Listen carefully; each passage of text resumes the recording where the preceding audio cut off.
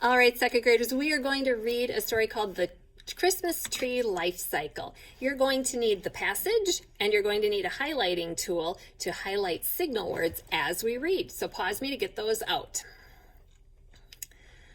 All right, friends, we are going to read this passage together. And as we read, I would like you to raise your hand when we come across a signal word, one of those sequencing signal words, first, next, last, then, after that, later on, when, during, any of those words.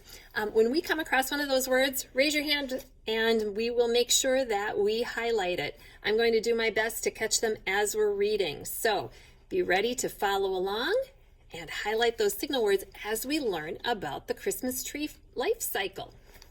Here we go. Now I noticed that in these paragraphs, they didn't indent, did they? They left a space between the paragraphs. So make sure that you're kind of tracking, and I'll let you know when we move on to another paragraph just in case you lose your place. Okay, here we go. Paragraph 1. Part of running a Christmas tree farm is knowing about the life cycle of a Christmas tree.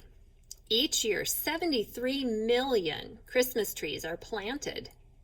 About 25 to 30 million trees are sold every year at Christmas tree farms. Paragraph 1 was a great introduction paragraph. It did not tell me about the life cycle, but it told me about how many trees are sold. Paragraph 2. Christmas trees are coniferous. This means that they have needle-like leaves. It also means that they have cones. Inside the cones are seeds. The seeds are taken out of the cones to be planted. Tree farms plant the seeds into seed beds. This is where the seeds grow into seedlings.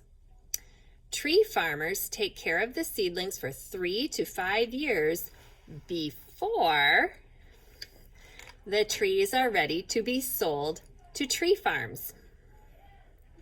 Paragraph 3. And did you get the word before? Paragraph 3. Next, farmers take the seedlings and plant them in flat fields. Did you highlight the word next? Continuing on. The seedlings are about a foot tall. The farmers make sure that the soil is rich and healthy. This helps the trees grow. The trees are usually planted in early spring. They place cages around the trees so that animals like deer and mice won't eat them. Next paragraph, paragraph 4. Once, that's a signal word, once planted in the field, most Christmas trees take 6 to 8 years to grow to the perfect Christmas tree height. You might highlight 6 to 8 years as well. The trees usually grow 1 foot per year. If the trees grow too fast, the spaces between the branches become too wide. This makes the trees look bare. To stop this from happening, farmers trim the trees and shape them. It takes a lot of work to make Christmas trees look perfect from every angle. Paragraph 5. After, did you raise your hand? After Christmas trees have grown to the perfect height, the trees are harvested for the holiday season. The farmers cut the trunks of the trees.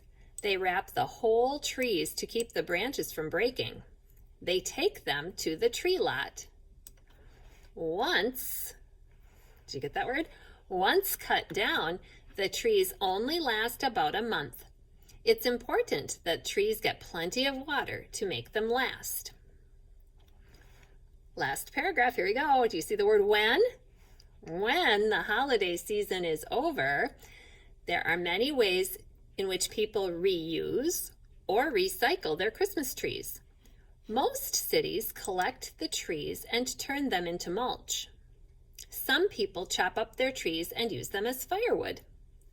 Some places will even take old Christmas trees and drop them in lakes to become habitats for fish.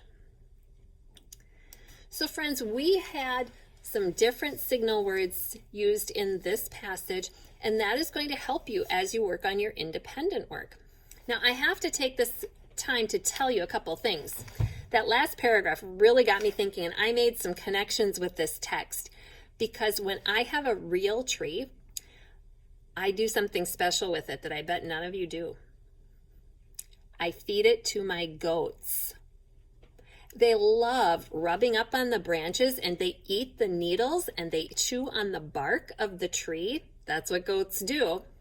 And then they rub against it, and they just have a great time playing with that Christmas tree. So I have to make sure that I don't have any kind of paint on my tree or any type of decorations or any sprays or anything like that, because the goats might eat it. Now, they did talk about using the tree as firewood. Maybe you do cut up your tree and use it in your fire pit. Maybe you also take it to the compost site. But one of the things that I would probably not do is just dump it in the lake to become a habitat for fish. Usually that's done by some other people maybe who work with fish habitats, because again, we don't want to just clutter up and put a whole bunch of Christmas trees in our lake willy-nilly. So we want to make sure that we are taking care of those trees correctly. But wasn't this interesting? There's a lot that goes into those Christmas trees. So I hope you enjoyed learning a little bit more, and we will talk about that life cycle a little bit more during your independent work.